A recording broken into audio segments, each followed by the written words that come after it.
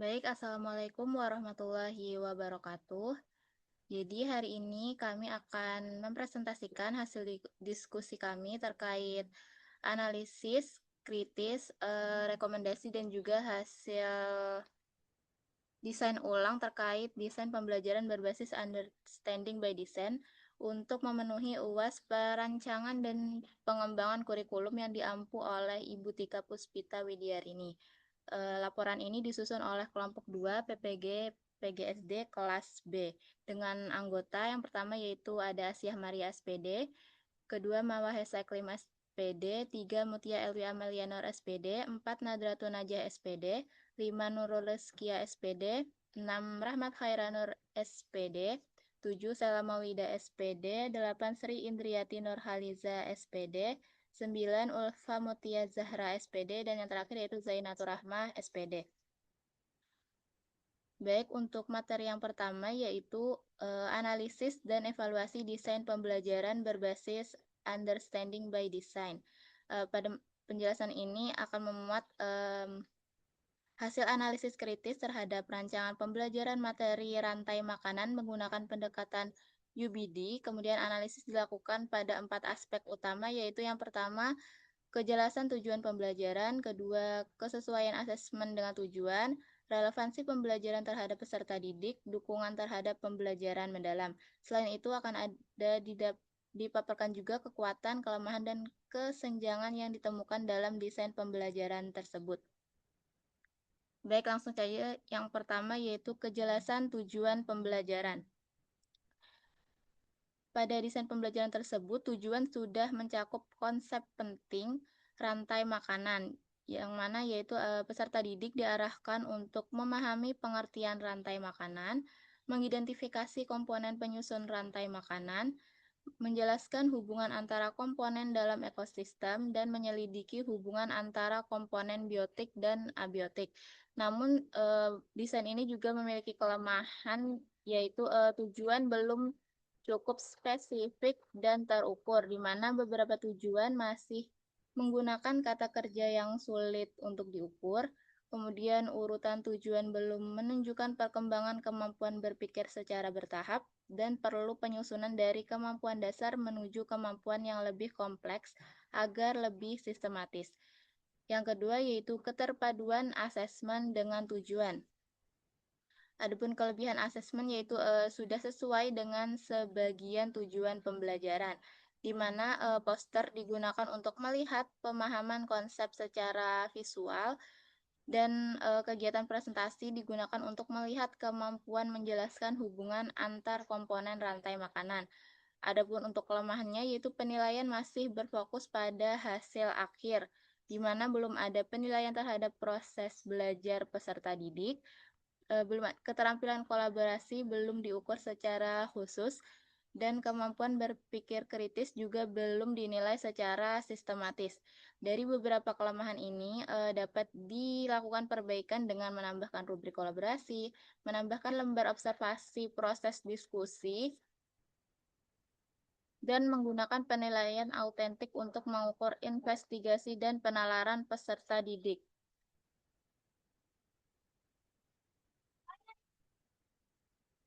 Yang ketiga yaitu relevansi pembelajaran dengan peserta didik. Kelebihannya yaitu materi sangat dekat dengan kehidupan sehari-hari, di mana contoh rantai makanan dapat ditemukan di kebun, sawah, dan juga sungai. Kemudian membantu peserta didik menghubungkan teori dengan kondisi nyata, dan aktivitas poster dan presentasi sesuai dengan karakteristik siswa SD yang aktif dan kreatif. Untuk kekurangannya itu belum ada asesmen diagnostik non-kognitif, di mana guru belum mengetahui kondisi emosional peserta didik, minat, motivasi, dan kesiapan belajar belum dipetakan sejak awal.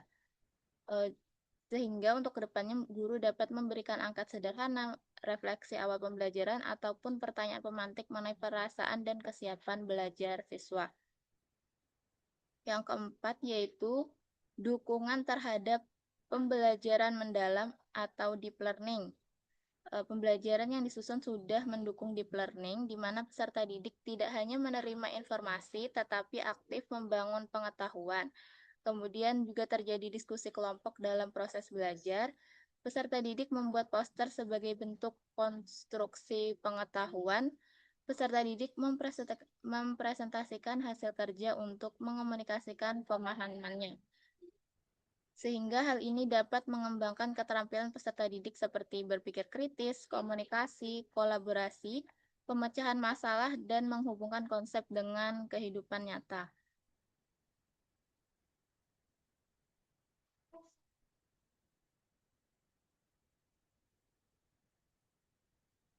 Selanjutnya yaitu terkait evaluasi. Yang pertama ada kekuatan. Desain pembelajaran ini memiliki kekuatan beberapa. Yang pertama yaitu materi kontekstual dan dekat dengan kehidupan peserta didik. Yang kedua, pembelajaran bersifat aktif melalui diskusi dan presentasi. Yang ketiga, asesmen sudah sesuai dengan sebagian tujuan pembelajaran. Yang keempat, mendukung keterampilan komunikasi dan kolaborasi. Adapun kelemahannya yang pertama yaitu tujuan pembelajaran masih dominan pada level berpikir rendah. Yang kedua, belum banyak mengembangkan HOTS yaitu High Order Thinking Skill. Yang ketiga, penilaian proses belajar belum optimal. Yang keempat, belum ada asesmen diagnostik non-kognitif. Yang terakhir yaitu penguatan karakter melalui lagu nasional dan daerah belum terlihat. Yang ketiga itu kesenjangan yang ditemukan. Dari yang sudah dijelaskan tadi, tujuan pembelajaran menuntut kemampuan menyelidiki hubungan biotik dan abiotik. Namun, asesmen belum mampu membuktikan pencapaian kemampuan tersebut secara optimal. Kemudian, pembelajaran sudah kolaboratif, tetapi instrumen untuk menilai kolaborasi belum tersedia. Selanjutnya itu pertanyaan esensial di awal pembelajaran masih kurang menggali pengetahuan awal peserta didik. Kesimpulannya, secara keseluruhan, desain pembelajaran sudah memiliki dasar yang baik dan relevan dengan peserta didik. Pembelajaran telah mendukung konsep deep learning melalui aktivitas aktif dan kolaboratif. Namun masih perlu penyempurnaan pada tujuan pembelajaran, asesmen, dan integrasi penguatan karakter. Dengan perbaikan tersebut, prinsip perbatuan dan UBD dapat tercapai secara lebih optimal. Untuk materi selanjutnya itu ada rekomendasi dan juga perbaikan akan disampaikan oleh rekan saya.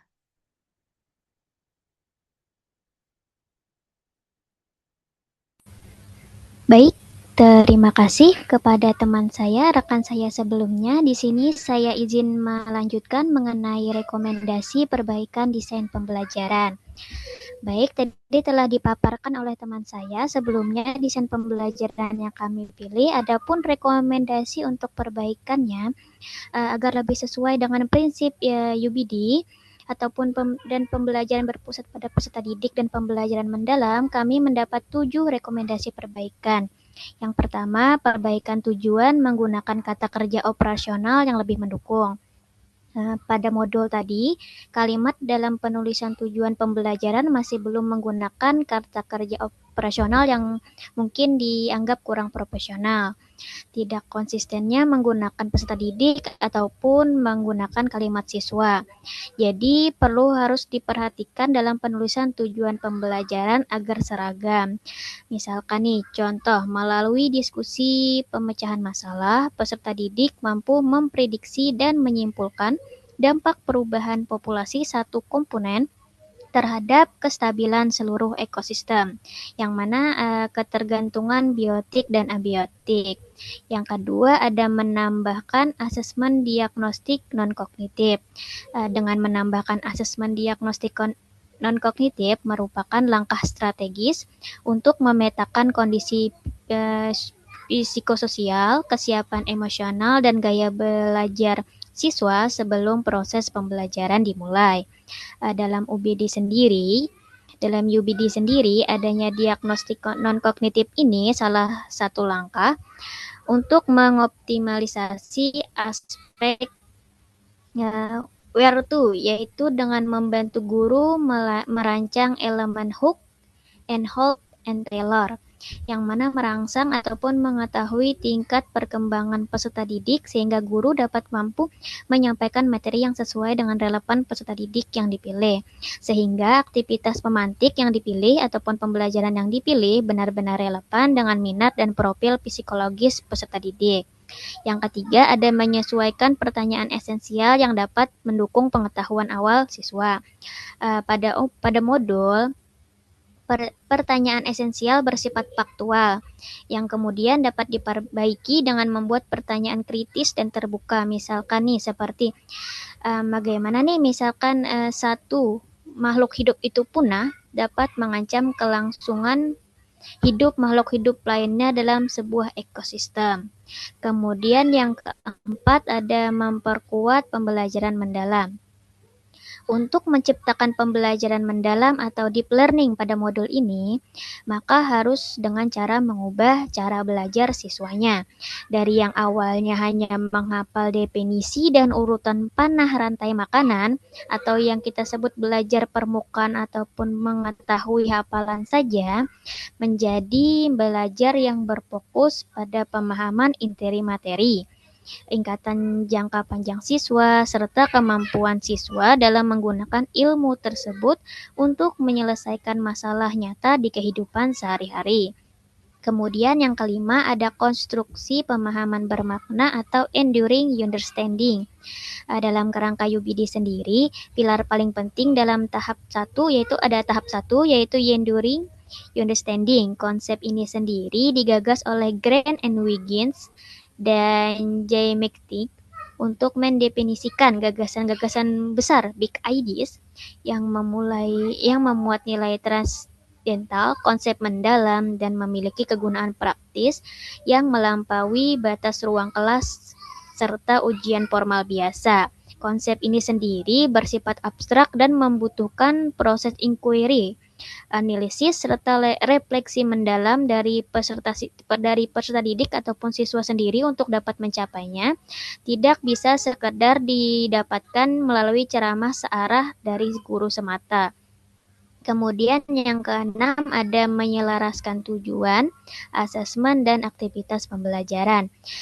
Prinsip keselarasan kurikulum, constructive alignment, ini menegaskan bahwa tujuan pembelajaran, asesmen, dan aktivitas instruksional harus berkonvergensi ataupun satu arah, satu tujuan secara linear, satu garis lurus, dan saling mengintrospeksi satu sama lain. Dalam permodelan backward design dalam UBD ini, keselarasan antar elemen ini bersifat mutlak untuk mengeliminasi adanya jarak pedagogis di dalam kelas ataupun jarak pengetahuan yang tidak sesuai antara guru dengan siswanya. Kemudian yang ketujuh ada menambah aspek penilaian kolaborasi dan penalaran kritis. Penambahan aspek penilaian kolaborasi dan penalaran kritis ini sendiri bertujuan untuk menggeser fokus yang sekedar hanya sebatas evaluasi akhir semata. Penilaian tidak lagi hanya mengukur ingatan hafalan siswa, melainkan juga menilai bagaimana peserta didik ataupun siswa bekerja sama dan memecahkan masalah nyata yang diberikan oleh guru di dalam kelas. Baik, itu tadi 7 rekomendasi perbaikan desain pembelajaran yang telah sebelumnya disinggung oleh teman saya. Saya lanjutkan kepada pemateri selanjutnya.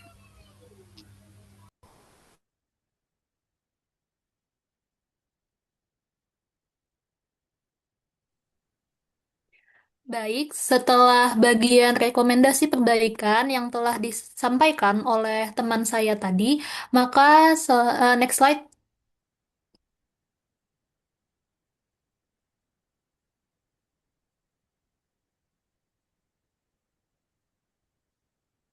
Operator, next slide.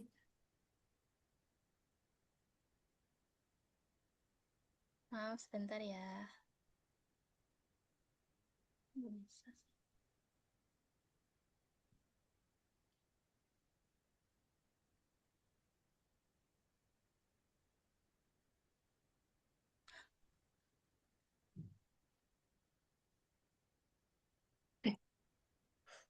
Oke, baik.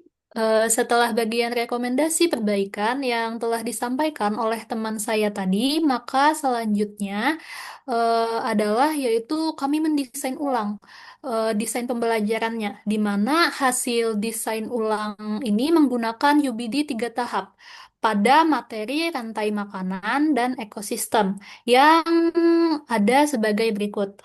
Pada tahap pertama, kami merumuskan hasil yang diharapkan, yaitu berupa tujuan utamanya dulu, di mana di sini tujuan utamanya adalah peserta didik mampu menganalisis hubungan antara komponen biotik dan abiotik dalam ekosistem, serta menjelaskan pentingnya menjaga keseimbangan ekosistem dalam kehidupan sehari-hari. Kemudian, untuk mendukung pemahaman tersebut, kami menyusun pemahaman bermakna dan pertanyaan esensialnya yang dapat memancing kemampuan berpikir kritis peserta didik, di mana pada bagian B itu ada pemahaman bermakna, yaitu yang terdiri dari yang pertama, semua makhluk hidup saling bergantung satu sama lain. Yang kedua, setiap komponen dalam rantai makanan memiliki peran penting. Yang ketiga, hilangnya satu komponen dapat mengganggu keseimbangan ekosistem. Dan yang keempat, komponen biotik dan abiotik saling berinteraksi dalam menjaga keberlangsungan kehidupan. Selanjutnya yaitu pada bagian C ada pertanyaan esensial, di mana pertanyaan esensial ini terdiri dari yang pertama, mengapa makhluk hidup saling bergantung dalam suatu ekosistem? Yang kedua, apa yang terjadi jika salah satu komponen dalam rantai makanan hilang? Contohnya, bisa misalnya bagi petani, apa dampaknya jika ular hilang? Yang ketiga, mengapa tumbuhan disebut pahlawan utama dalam rantai makanan? Dan yang keempat, bagaimana hubungan antara komponen biotik dan abiotik dalam menjaga keseimbangan ekosistem? Selanjutnya, pada tahap kedua, kami menentukan bukti penilaian yang meliputi ada asesmen produk, asesmen performa, asesmen penalaran kritis, dan asesmen kolaborasi.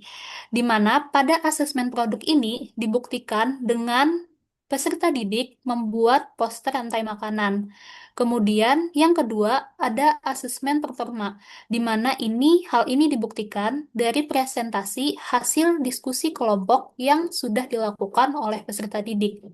Yang ketiga adalah asesmen penalaran kritis, di mana peserta didik melakukan diskusi dan hasilnya dibuktikan dengan peserta didik mampu menganalisis hubungan antara komponen biotik dan abiotik dalam ekosistem. Kemudian selanjutnya adalah asesmen kolaborasi, di mana hal ini dibuktikan dari peserta didik menyusun poster dan dinilai dari kerjasama dan partisipasi peserta didik dalam kelompoknya. Kemudian, pada teknik penilaian, hal ini dibuktikan dalam bentuk rubrik penilaian dan lembar observasi.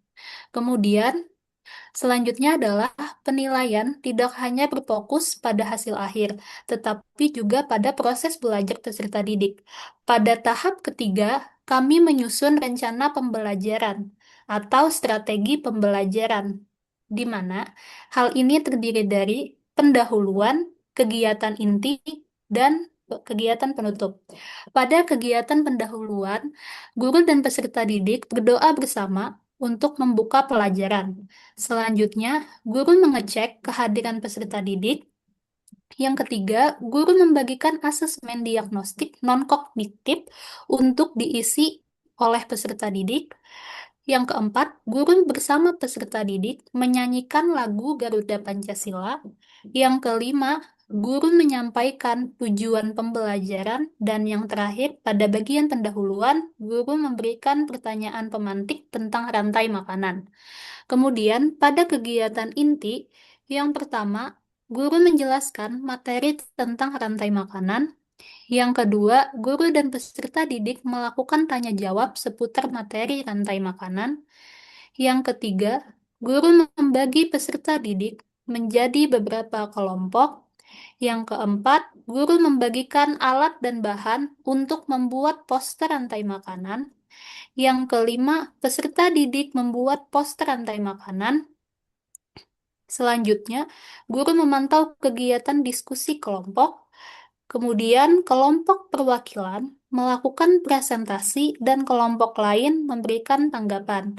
Yang terakhir, pada kegiatan inti, yaitu guru mengarahkan dan membimbing peserta didik untuk mengerjakan LKPD yang telah dibagikan oleh guru.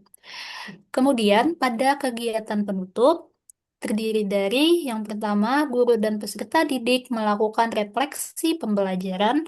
Yang kedua, guru bersama peserta didik menyimpulkan materi secara bersama-sama. Yang ketiga, guru mengajak peserta didik menyanyikan lagu daerah Ampar-Ampar Pisang. Kemudian yang terakhir pada kegiatan penutup, guru bersama peserta didik secara bersama-sama membaca doa penutup pembelajaran, di mana kesimpulan dari hasil desain ulang UBD ini pada materi rantai makanan menjadikan pembelajaran lebih selaras, bermakna, dan berpusat pada peserta didik, serta mendukung pencapaian profil pelajar Pancasila dan keterampilan abad ke-21. Next slide.